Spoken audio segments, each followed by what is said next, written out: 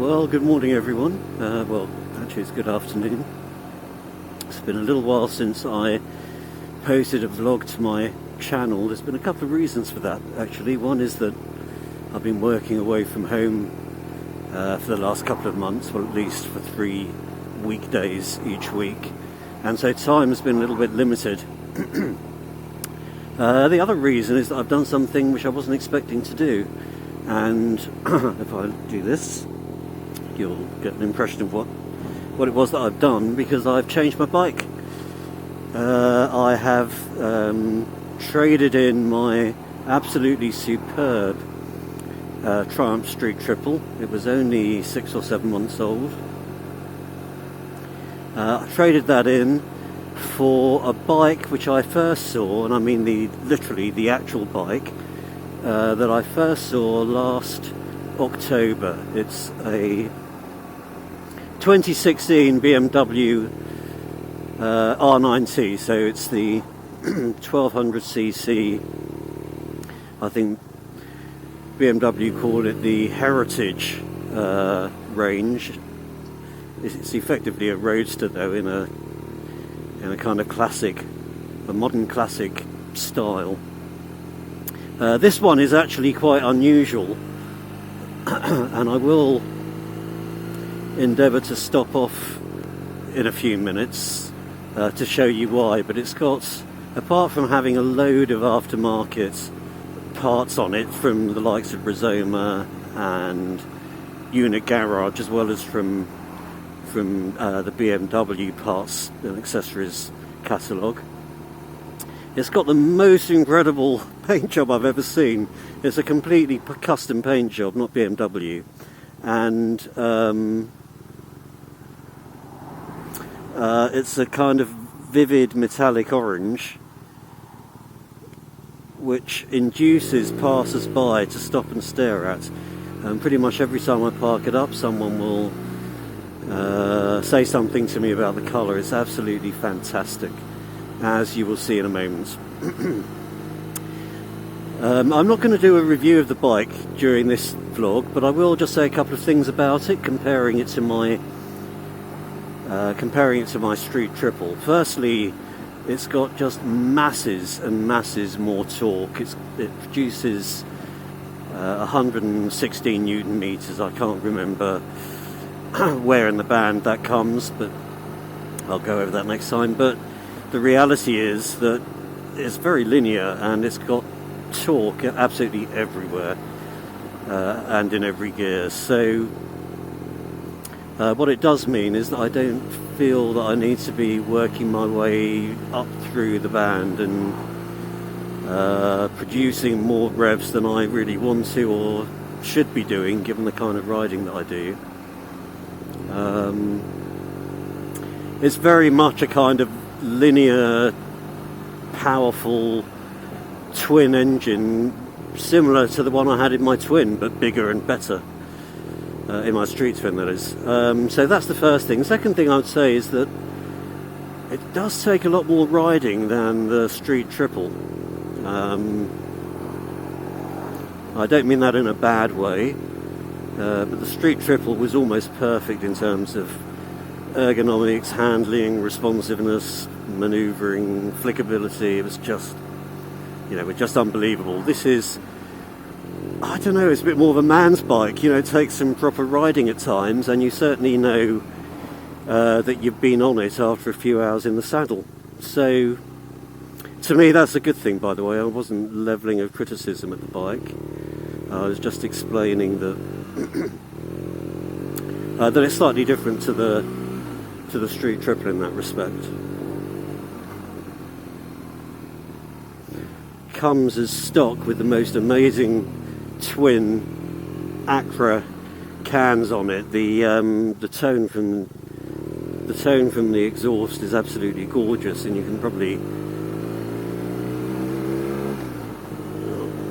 hear what I mean, even though the microphone is inside my helmet. I'm sure it will pick up that sound. I certainly don't see any reason to be upgrading pipes or cans. I think I'll leave it as stock.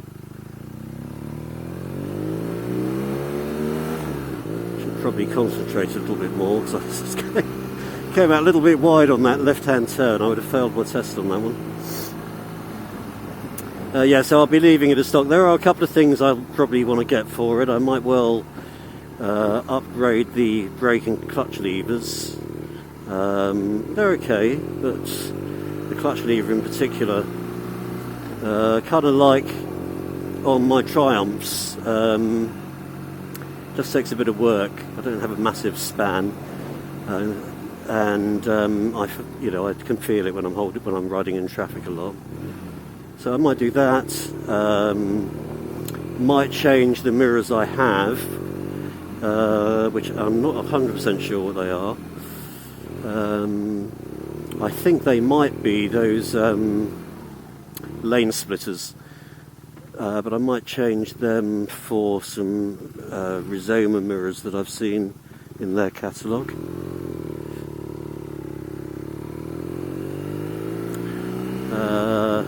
Heated grips, possibly. Centre stand, possibly. I want to get a cover for the oil reservoir.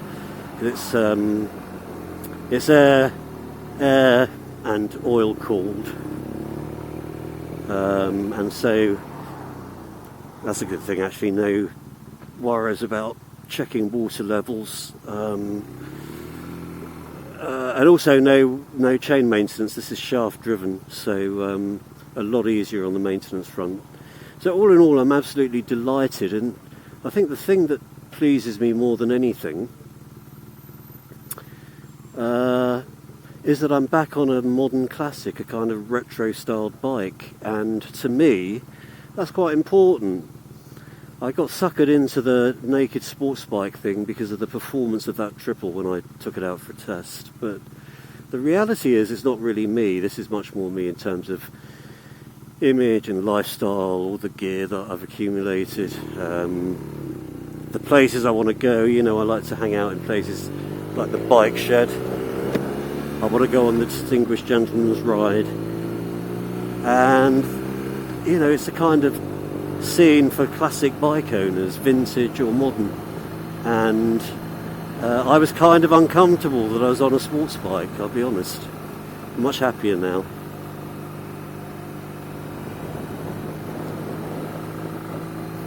Just going to turn off in a minute. I don't want to go up towards Potter's Bar, but there's a nice little B road, which is good for a few miles of hopefully traffic-free riding. So, well, a couple of miles anyway. Yeah, financially, I had a bit of a negotiation with the dealership.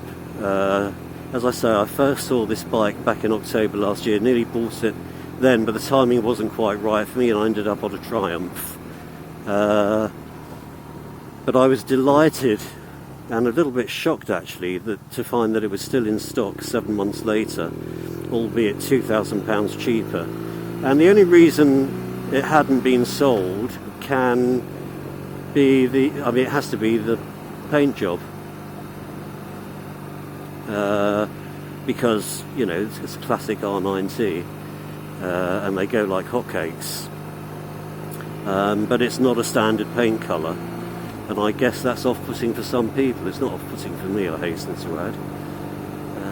But for some people it clearly is.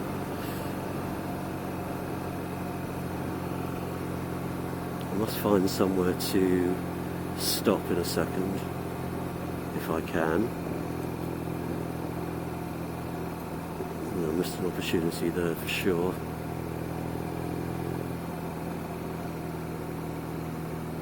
Oh, it's such a lovely bike to ride. It has that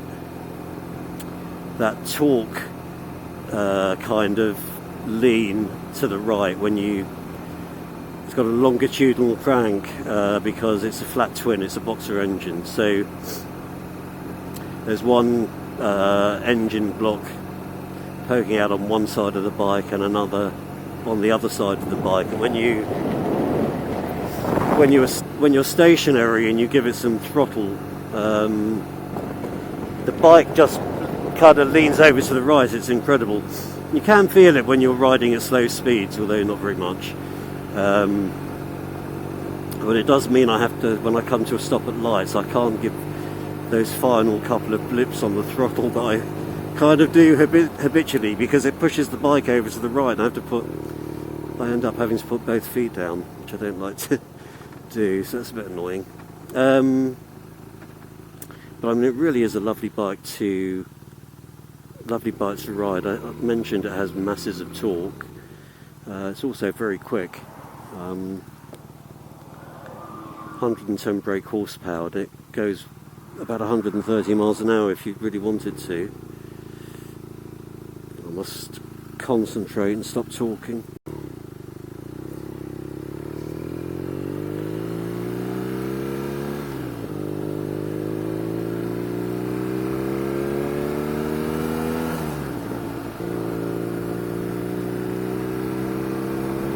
Oh, it's so lovely.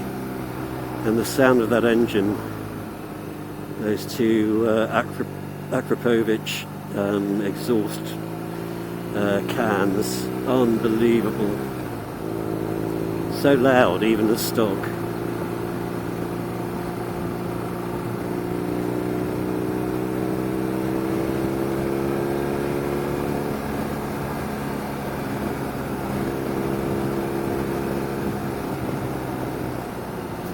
Really is such a lot of torque. It's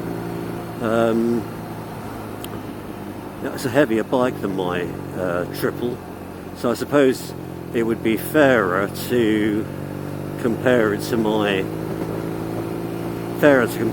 twin, and there is no comparison. The twin was 54 brake horsepower, and I think it made 84 newton meters of torque. This is 110 brake horsepower, so twice as powerful, and 116 newton meters of torque, and that's quite a difference, to be honest.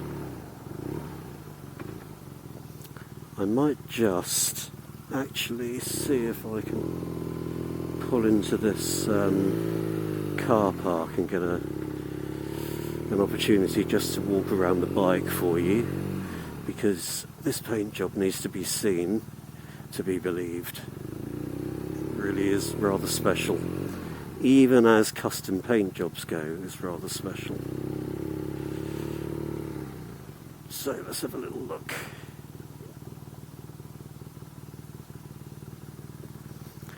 I'm going to leave the engine running just for a moment. It's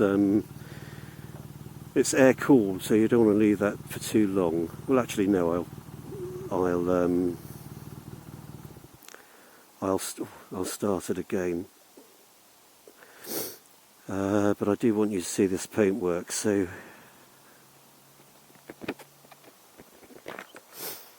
oh, that's better. I can breathe again. So it's a kind of very, very metallic, almost mirror finish orange, and then this centre section of the tank, I don't know if you can see with this light, but it's a kind of lighter shade with a glitter effect in it, and the front fender is the same shade, lighter with the glitter. In fact, from here you can see that the tank is two different colours. Absolutely unbelievable. Loads of parts on it. These are the two these are the Acra cans. It goes sort of 2 into 1 into 2, so you could easily put a single can on there, and there's loads of aftermarket options, but I really like the sound of that one, so I don't think I will. I've got a new number plate coming that's a little bit less in your face than that one. Not that many more things I want to do to it. It's got loads of aftermarket stuff on it. Pugger at the back, swing arm license plate holder, mirrors, engine protectors, rack. There's another seat. It's a long story. I've got a brown Scrambler one-piece seat as well. What else is on here? Oh yeah, the extender for the footstand plate. I can't remember what else. I think there might. Oh yeah, the fly screen at the front, and that might be about it. So, as I say, I am going to upload a review of the bike, so I'm not going to really spend any more time going over it now. But there she is, and what a tangerine dream I've called her. It's a girl. It's a girl. And what a beautiful thing. I mean, what an absolutely beautiful bike.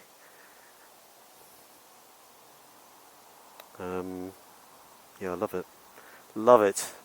Can't believe that 7 months after first seeing it, I finally bought it. Right, I'm going to start the engine and I'll see if I can show you the rocking to the right that I mentioned earlier. It's very pronounced when you're sitting on the bike, I have to say.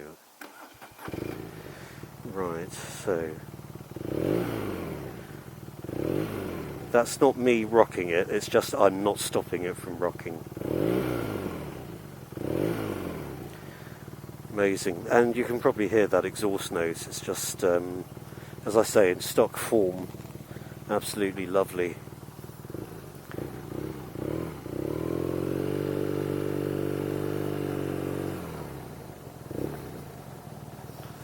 Try and navigate through these potholes, and I'm going to head home. So I might leave the camera running for a little while because there's a nice stretch of road here.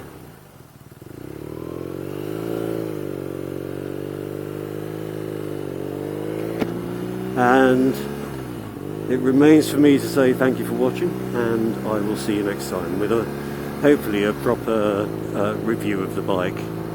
Bye for now.